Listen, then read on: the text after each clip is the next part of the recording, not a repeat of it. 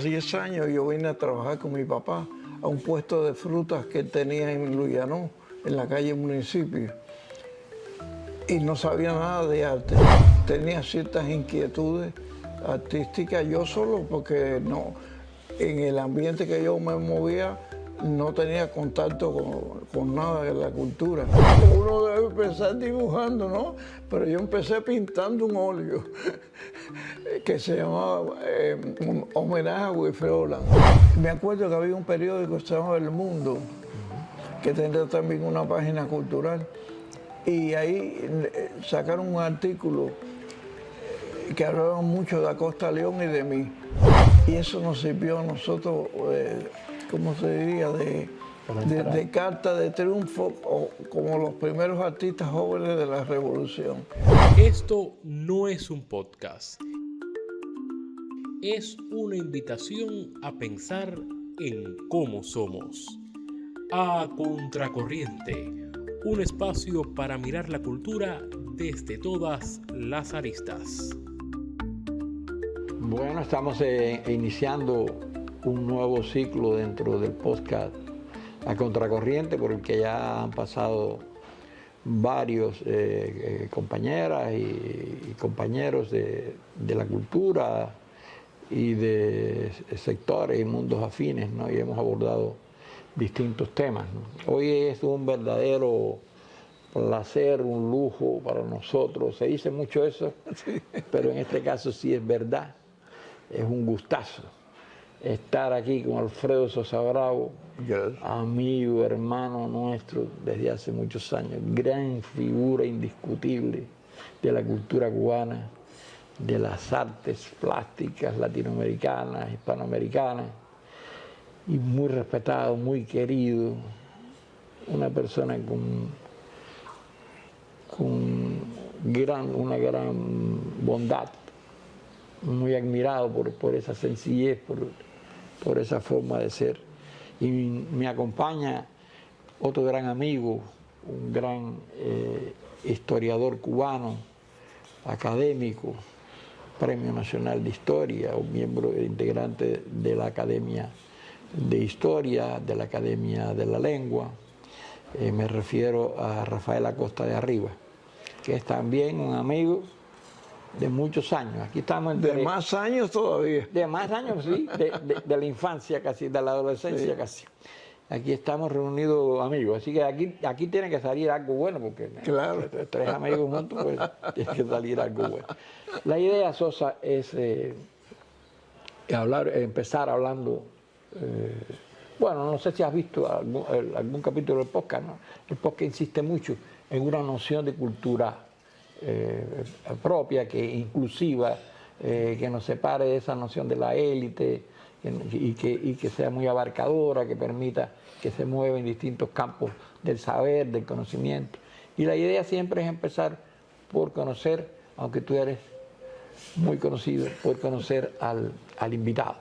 A mí me llama mucho la atención esa infancia tuya, de Sagua la Grande, en 1930, hasta que llegas a La Habana, del brazo de tu padre, cuando tenías 10 años. Pero me llama mucho lo que haces después, ya en la adolescencia, aquí cuando tienes que dejar de estudiar y tienes que empezar a trabajar. Y cómo te vas vinculando con el arte. Yo estuve pensando, hablamos una vez, varias veces, y estuve también leyendo algo, que tus oficios tienen mucho que ver también con el arte, la floristería, con la misma farmacia, tienen que ver mucho con el cuidado, con el esmero. Entonces yo quisiera que tú empezaras hablando de cómo es tu vínculo con el arte, con la cultura. ¿Cómo se produce? Si tú lo traías desde Sagua. No. Cuando yo vine a los 10 años, yo vine a trabajar con mi papá a un puesto de frutas que él tenía en Luyanó, en la calle Municipio. Y no sabía nada de arte. Hasta los 20 años, o sea, desde los 10 hasta los 20 años, a los 20 años tenía ciertas inquietudes artísticas yo solo, porque no, en el ambiente que yo me movía no tenía contacto con nada de la cultura. Todo era trabajo. y yo quería hacer algo de artes plásticas, ¿no? Y un día yo iba a todas las exposiciones, me acuerdo que había una exposición de pintura francesa en lo que es en Capitolio, en el Salón de los Pasos Perdidos, e hicieron una exposición de pintura francesa que estaba toda la gente importante de los impresionistas. Y eso me fue formando a mí de estar mirando, ¿no? Y había una exposición también de Wilfredo Olán en una caseta que habían hecho en el Parque Central, frente a la estatua de Martí. Habían hecho una... Y ahí estaba Raúl Roa, que era ministro en aquella época, que era el que trató de acercar el arte al pueblo, todo eso, y formó... Estoy seguro que él fue el que inventó lo de la caseta Hizo Feria del Libro. La Feria del Libro, todo eso. En esa caseta estaba exponiendo Wilfredo Olán, y yo no sabía ni quién era Olán ni nada, ¿no? Entonces me llegué una noche allí, estaba Olán, y yo ni me acerqué porque como yo era un desconocido, un don nadie, no me acerqué a ellos por respeto a mí. Yo siempre he sido muy tímido, nunca me acerco a las personalidades. Yo trato de que las personalidades coincidamos. No que, ay, fulanito está aquí, qué bueno.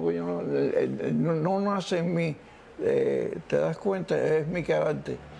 Y entonces yo me quedé así, pero me quedé tan impresionado que al día siguiente fui a la tienda del arte que quedaba en Galeano y me compré todos los materiales que había para pintar, no para dibujar. Porque uno debe empezar dibujando, ¿no? Pero yo empecé pintando un óleo que se llamaba Homenaje a Wilfredo Olán. Y después que lo pinté, no me gustó el cuadro y pinté otra cosa encima, ¿no? Y ese fue mi primer contacto con el arte realmente, la inquietud esa de querer pintar. Entonces, allá en Luyano, donde yo vivía, yo dormía en la trastienda y yo me subía yo tenía un hermanito que ya falleció hace muchos años ya, y yo tenía miedo que me rompiera un cuadro, entonces yo me subía en la cama, me acuerdo, y con unas chinches ponía el cuadro en la pared y ahí pintaba yo, para que el chiquito no alcanzara a llegar a fastidiarme el cuadro, ¿no? Y esos fueron los primeros comienzos míos en el arte.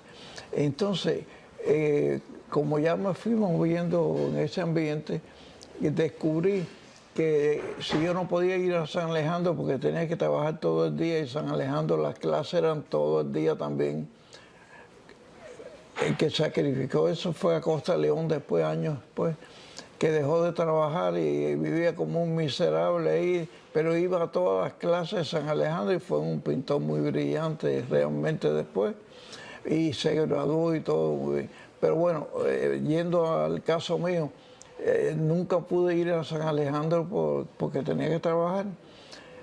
Y entonces, en el año 55, vi que había en el periódico un anuncio que decía escuela anexa a San Alejandro.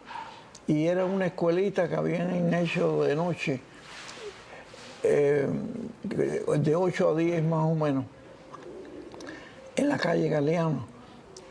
Y ahí daban 3 asignaturas: modelado, dibujo natural, modelado en barro y geometría. La geometría la impartía Florencio Gelabel, el famoso escultor.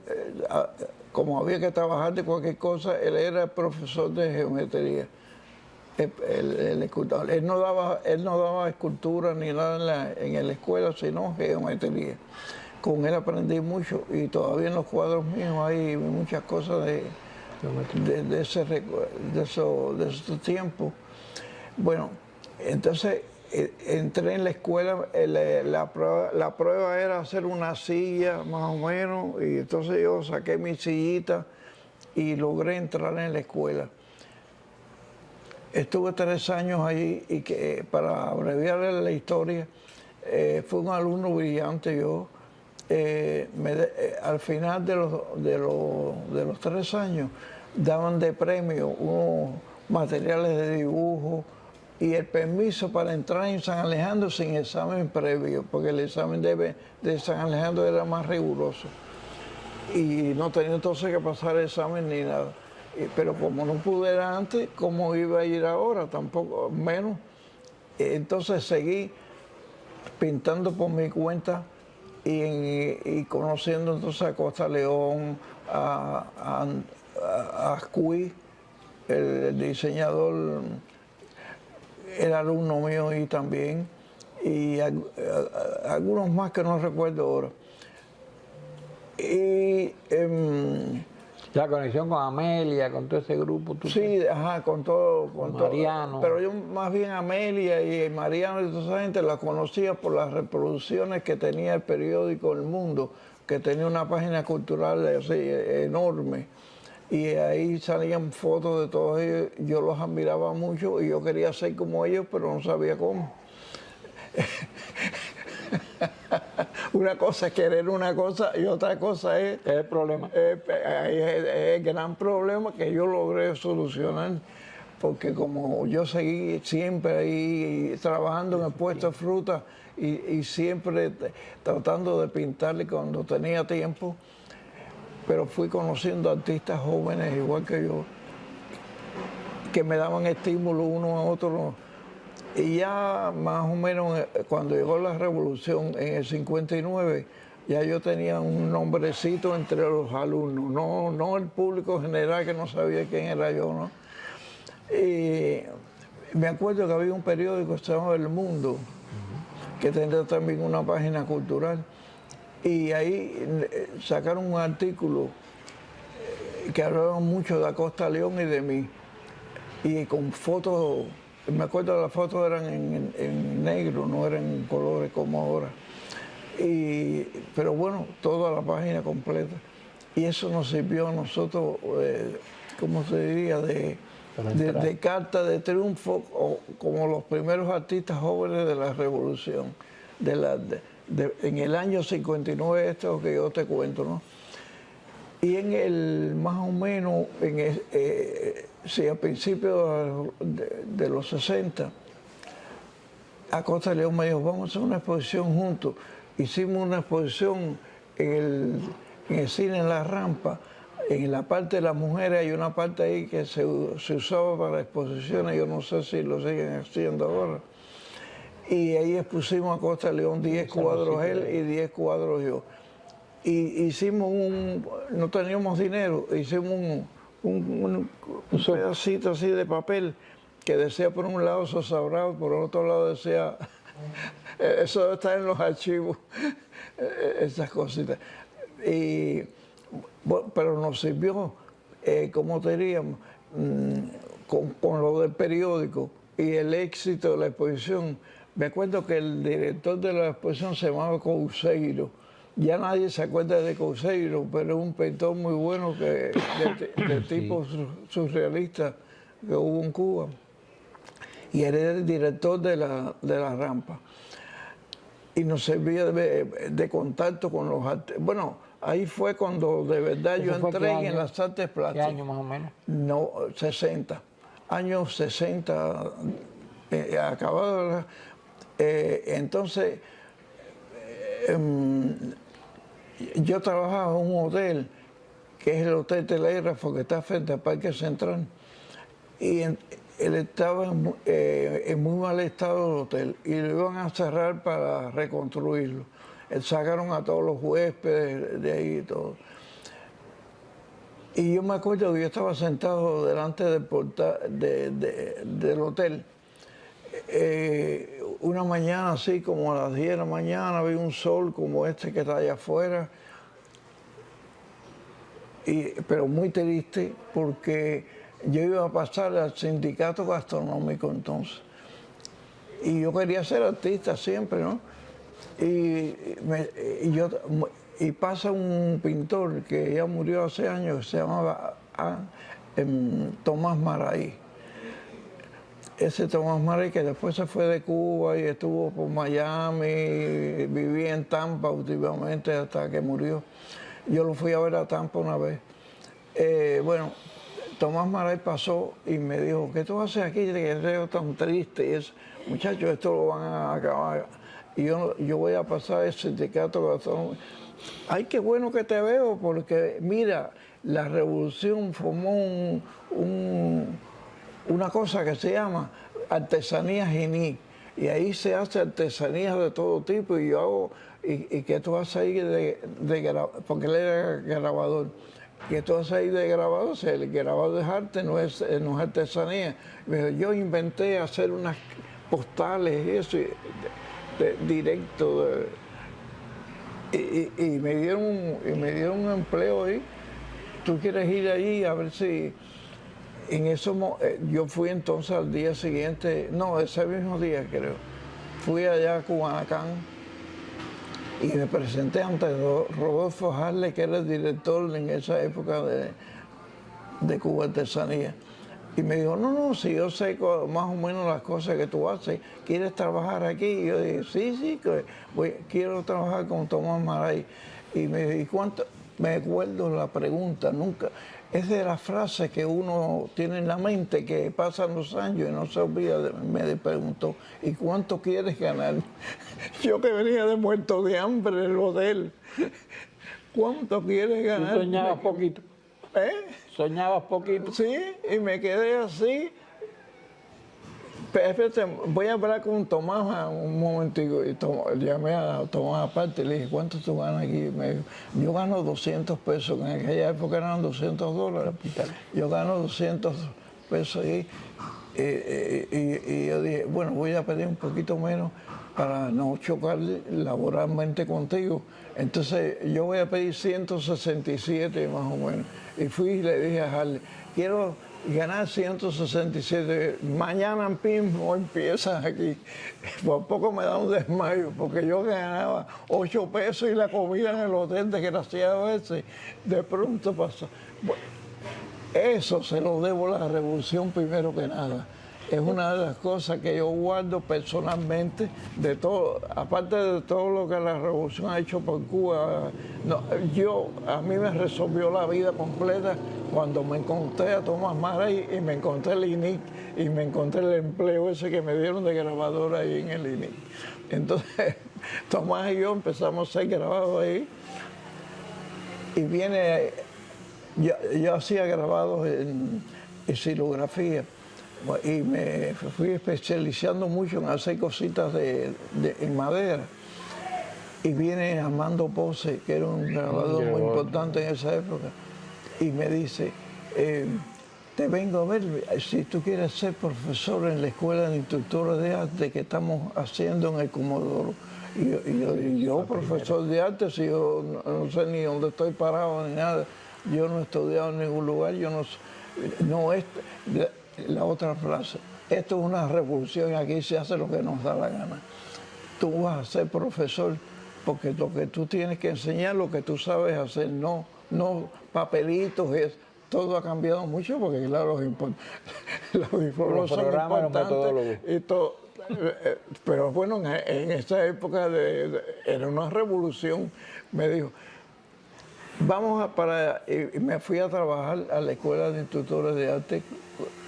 Modestia aparte, con bastante éxito. Yo tuve alumnos a Chocolate, a Isabel Jimeno, a varios artistas más que no recuerdo ahora, que eran unos muchachitos que no sabían nada de arte. Me acuerdo que había uno que cuando vino de allá del interior, le preguntaron, ¿qué artista favorito tú tienes? Y él tenía que entrar en este plazo y dijo, yo Benny Moré. Y se lo mandaron para música.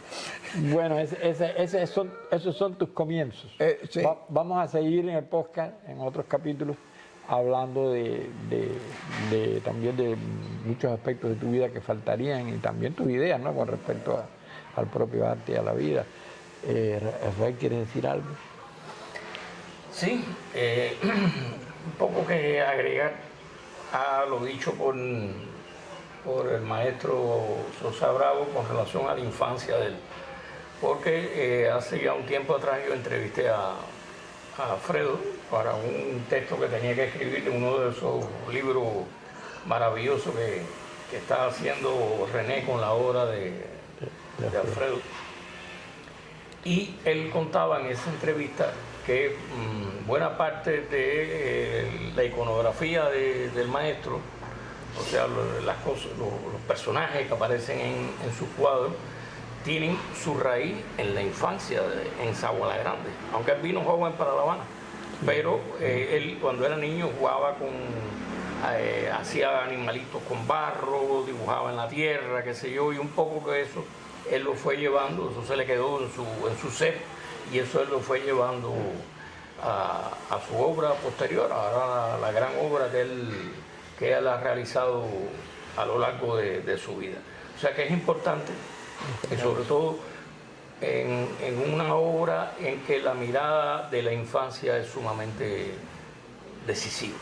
Yo creo que después podemos seguir hablando de esto, pero Alfredo ha arrastrado esa mirada infantil a lo largo de los años.